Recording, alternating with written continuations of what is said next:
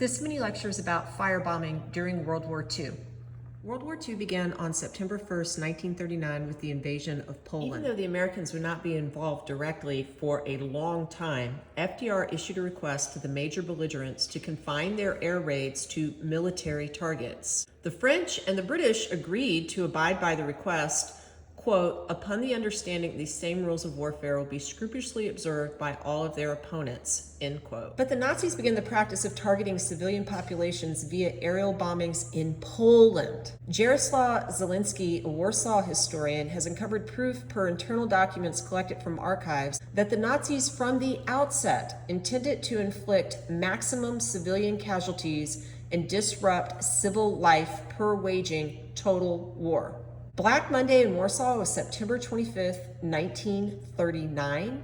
On that day, the Luftwaffe dropped 560 tons of high explosive bombs, 72 tons of incendiary bombs with almost 1,200 sorties. The estimates are that as many as 40,000 Polish people were killed, 40% of all buildings were damaged. By the end of the war, 85% of Warsaw was destroyed. As many as 4 million Polish civilians were killed. Additionally, by May of 1940, the unambiguous beginning of bombing exclusively civilian targets commenced as the Germans sent 110 two-engine bombers to hit Rotterdam. Britain's leader, Winston Churchill, reacted. Sir Arthur Bomber Harris, the Royal Air Force Air Marshal, said, quote, the Nazis entered the war under the rather childish delusion that they were going to bomb everyone else and nobody was going to bomb them. At Rotterdam, London, Warsaw, and half 100 other places, they put their rather naive theory into operation. They sowed the wind, and now they're going to reap the whirlwind, end quote. Operation Gomorrah took place from July 25th to August 8th, 1943. The target was Hamburg in Germany. The Royal Air Force bombed the city at night to demoralize the civilian population. By then, the United States was involved in the war, and the U.S. Air Force targeted shipyards and factories during the day. St. Nicholas, one of the largest spires in the world at the time, was used for the pilots to place their bombs. This is how the city looked at the top of the spire in 2019. But in 1943, all was laid waste. Everything was ruined. Why did the Allies do this? Retaliation is human, but area bombing, you should know, was strategy. This does not mean that firebombing cannot be questioned. Kurt Vonnegut, an important American writer, captured some of the brutality in his novel Slaughterhouse-Five because he was present during World War II in Dresden, and all of the firebombings were absolutely brutal. 45,000 people died in Hamburg firebombings, and another 30,000 died in Dresden. Though some pilots suffered PTSD after bombing raids, Rod Rodley, an RAF bomber command pilot, said, quote, I never spent much time wondering what was going on down below. I'd done my duty. My thoughts at the time were that I have a family. I was going to do my damnedest to stop the Germans. Some of our intelligentsia are writing in the peace and warmth of their homes about how wicked the bombing campaign was. They don't realize they wouldn't have had that freedom if we had not had 55,000 airmen who lost their lives for their sake. Additionally, Hetty Fried, a Jewish prisoner from what is now Romania, who was imprisoned by the Germans, said, Hamburg was bombed several times a week. Those were my happiest moments.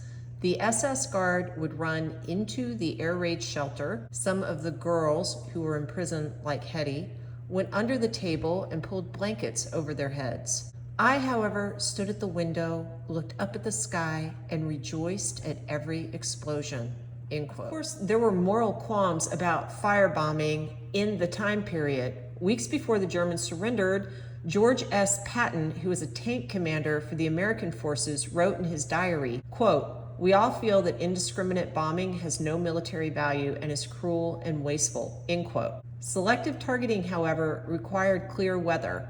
The process of bombing through cloud, relying on radar, was not accurate enough during World War II to hit specific targets. Let's turn our gaze to the Pacific, where another Axis power was at work. Understand, the Japanese aerial attacks in China were meant to destroy Chinese civilian morale long before we traditionally think of World War II breaking out, because Japan was fighting in China before 1939.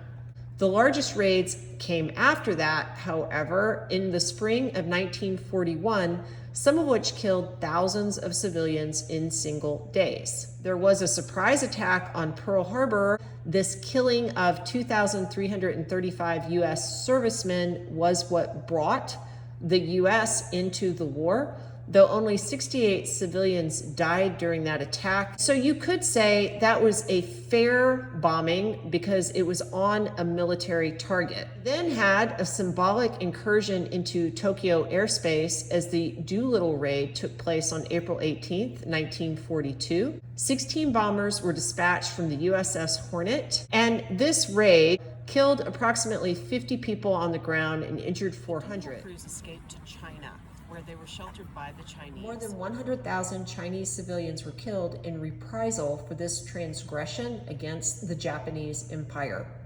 As the island hopping campaign progressed, B-29 bombers became a much more serious threat to the Japanese homeland.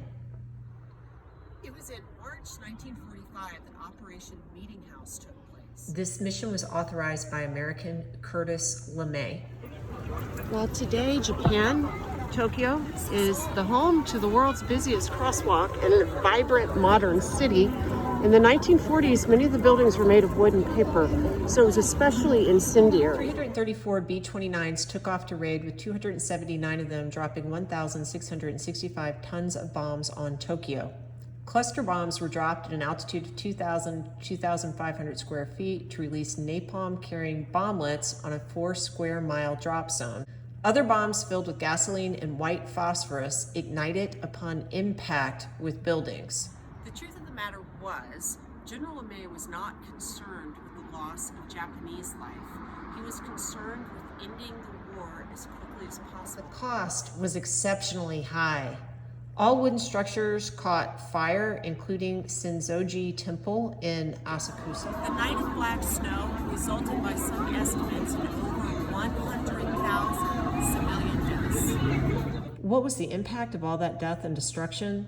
The casualties and damage considerably disrupted the Japanese war economy, though the Japanese continued to fight until nuclear bombs were dropped on 2 cities, Nagasaki and Hiroshima. You should know fewer than 100 American airmen died during the raid on Tokyo, whereas American casualties on islands where U.S. Marines engaged in hand-to-hand combat with their Japanese counterparts would and did easily reach into the thousands. As a history student, you should ask yourself if firebombing Axis powers was ever justifiable under any circumstances. Why was it done in Europe and Asia by both Axis and Allied powers? What strategies would you have employed if you had been in charge of an Allied power during World War II? Would you have felt the same way as you do today if you were targeted by the Nazis in Europe or deployed in the Pacific with the armed forces in 1945? Or if you had a son, father, husband who's engaged in the island hopping campaign, a prisoner of war, or a pilot? The more you study World War II, the more you'll understand there were no easy options, though it is always worth considering which options were better than other options. Regardless, I'm happy to say both Germany and Japan are allies of the United States today, and I would highly suggest you visiting either place, if you can, at any time for vacation. I was happy to go to Tokyo in early 2023. It's not my first time there, but I'm always struck by how beautiful the city is, with Mount Fuji looking over it in the distance. There's a mixture of contemporary and traditional that you can seek out. The food is amazing. And they've rebuilt the areas that were firebombed. This is in Asakusa, near the new Senzoji Temple, which was, of course, put back up after World War II. I'll talk to you next time.